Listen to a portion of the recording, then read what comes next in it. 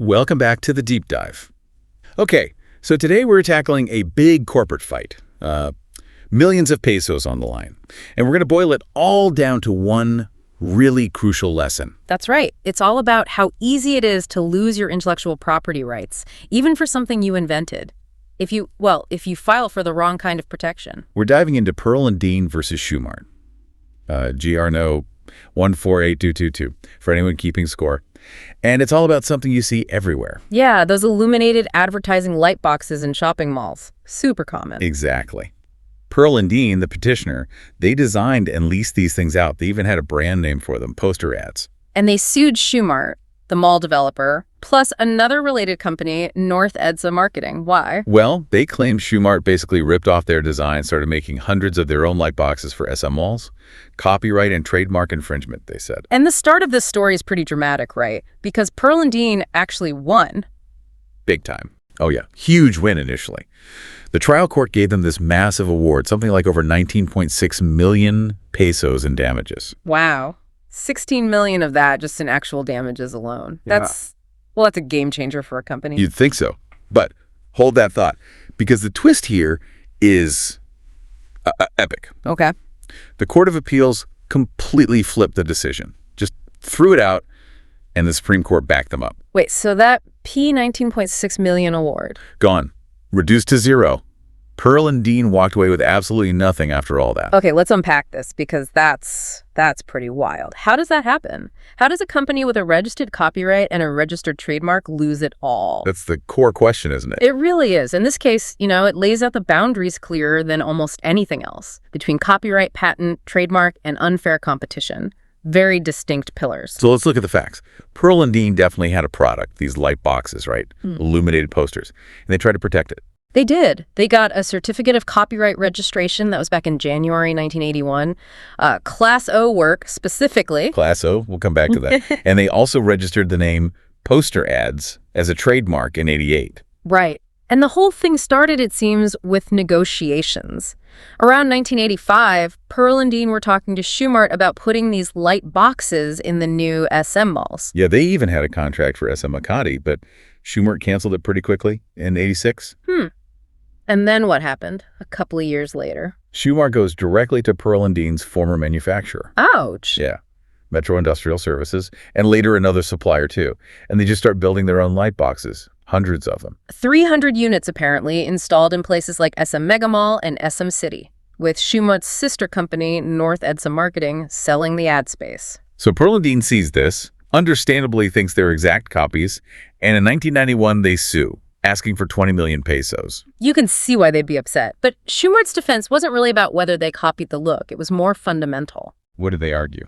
They said, look, we just used common techniques, available technology. And crucially, they argued Pearl and Dean had filed for the wrong legal protection entirely.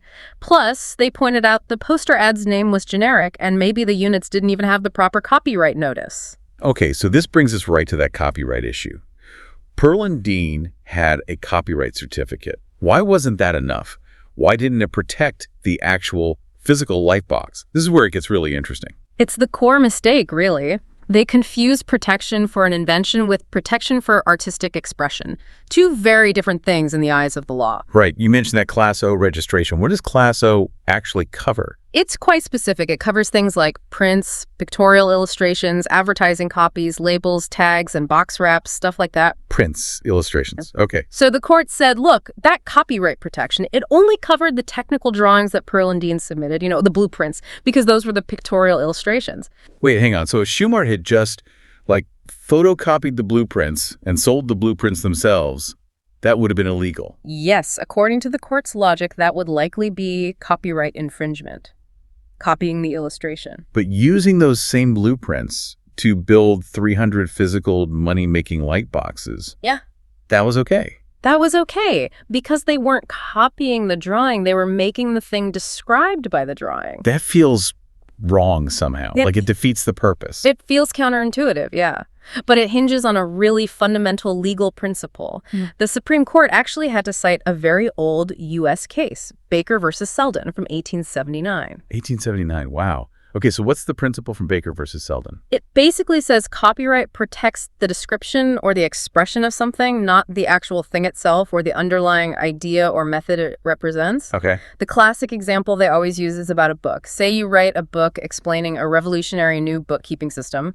The copyright protects your specific words, how you explained it, maybe the diagrams in the book, but it does not give you a monopoly over the bookkeeping system itself. Anyone can use the method you described, even using similar ledger forms, as long as they don't copy your book word for word. I think I get it. The lightbox wasn't meant to be admired as a drawing. Its whole point was its function, right? To hold and light up a poster. Exactly. It did something. It had utility. And even Pearl Dean's own president basically admitted this on the stand. He called the lightbox an engineering or marketing invention. Not a literary or artistic work. Precisely. So making and using the physical invention, the lightbox, wasn't infringing the copyright on the drawings. The drawings were just the description. Okay, so if the lightbox was clearly an invention and copyright was the wrong tool, Yeah. what should they have done? Yeah. What was the right way to protect it? That takes us to the second major failure. For an invention, for something that gives a technical solution to a problem, you need a patent. Patent. Right, and the rule here is stark. It's basically no patent, no protection. They never got one. Never. Pearl Dean never secured a patent for the lightbox design, which means legally they had no patent rights to stop Shoemart or anyone else from making or using those boxes. So why is the patent process so much harder then? If it's the right tool. Well, that's the trade-off, you see. Getting a patent involves what the court called an arduous examination. Meaning Meaning you have to actually prove to the patent office that your invention is new, that it's useful, and that it's not obvious to someone skilled in that area. It's a tough process. But if you succeed, Then you get a real monopoly, a strong protection, usually for around 17 years back then, where you can stop others from making, using, or selling your invention. okay, and compare that to copyright again. Copyright registration, especially for something like a drawing, is much easier. You basically file it, swear it's yours, and, well, that's pretty much it. There's no real scrutiny of whether the idea is new or useful. Because it's only protecting the expression, not the idea itself. Exactly. The government grants that easier protection because it doesn't lock up functional knowledge. So Pearl Dean, it sounds like they were trying to get patent-level protection using the easier copyright process. You nailed it. That's exactly what the court concluded. They wanted the strong exclusivity of a patent without going through the rigorous examination. And maybe get longer protection, too. Yeah. Copyright lasts longer than patents, right? Much longer, yeah, like 50 years versus 17. The court saw this as an attempt to bypass the whole patent system, which is designed to carefully balance rewarding invention with eventually letting knowledge enter the public domain. And by filing those drawings publicly for the copyright without a patent. They effectively gave the invention away. The technical design, the underlying idea, became, as the court put it, open and free to the use of the public. Wow. A really, really costly mistake. Absolutely devastating from an IP strategy perspective. If you don't go through the patent process for your invention, you're essentially dedicating it to the public. Okay, let's shift gears. What about the name? Poster ads. They did have a registered trademark for that. Yeah. Surely that counts for something. The trademark tangle. This is lesson number 3 in IP specificity. Trademark protection is incredibly narrow. How narrow? It only protects the use of that mark on the specific goods or services listed in your registration certificate, nothing else. Okay, so what did Pearl Dean actually register poster ads for? This is almost unbelievable. They registered it only for stationeries such as letterheads, envelopes, and calling cards and newsletters. Wait, seriously? Not for advertising services, not for display units, just for paper. Just for their office paper, essentially, their letterheads, their envelopes, not the actual light boxes, the core product they were leasing out and suing over. So because they were using the mark on the light boxes, a completely different category, the registration didn't help them. Exactly. The law at the time, RA 166, Section 20, was very clear. Your exclusive right is only for what's specified in the certificate. And since Shoemart and their marketing company were using poster ads in connection with leasing advertising space on their light boxes, Which is clearly not letterhead stationery. there's no trademark infringement. Wow. Correct. Shoemart was legally free to use that name for advertising display services because Pearl Dean hadn't claimed that territory in their registration. The law prevents you from just registering a mark for everything under the sun to block people. Okay, that's a huge miss. Eh. But was there anything else wrong with the trademark claim? Yes, there was another big problem. The court also found the term poster ads itself was likely just generic. Meaning it just describes what it is, poster advertising. Pretty much, just a simple contraction of poster advertising. And if a term is generic, you can only get trademark protection if you prove something called secondary meaning. Right, secondary meaning. That means you have to show that the public strongly associates that specific generic phrase only with your company, right? Through long and exclusive use. Precisely. You need solid proof that when people hear poster ads, they think only of Pearl Dean's light boxes. And they couldn't prove that. They couldn't. And here's the kicker. Pearl Dean's own expert witness basically torpedoed their case. What did they say? Under oath, their expert admitted, and I'm quoting roughly here, that poster ads was too generic a name, so it was difficult to identify it with any company, honestly speaking. Oh, man. Your own expert says that. Yeah. That testimony pretty much sealed the fate of the trademark claim. Game over. And I guess without proving secondary meaning for the trademark, any claim for unfair competition also fails. Generally, yes. Unfair competition often relies on showing that kind of public association or potential for confusion, which hinges on that secondary meaning they couldn't establish. So that claim went down too. So the whole P19.6 million case just evaporated because they used copyright for an invention and they registered their trademark for the wrong thing and the name was generic anyway. That's the long and short of it. A complete failure to match the legal tool to the asset they were trying to protect. So looking back at this whole saga, this huge loss, what are the key takeaways for listeners? This really is a masterclass, albeit a painful one, in getting your IP strategy right. Absolutely. It hammers home the distinct roles of these different IP rights. The Supreme Court was reinforcing a fundamental hierarchy, really. Let's break it down one last time. What are those essential distinctions? Okay, first, Yeah. copyright. Remember, it only protects the artistic expression, the drawing, the book, the song lyrics.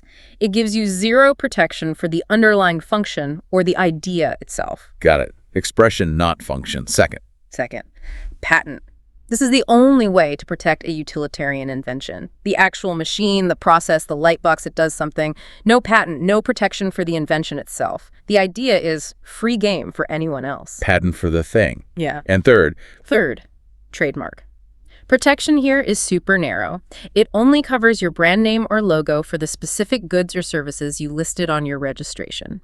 And if your name is generic, you face an uphill battle proving secondary meaning. so the big lesson. IP law isn't just one thing. You can't mix and match. Exactly. The court stated very clearly, patent, copyright, and trademarks are, quote, completely distinct and separate from one another.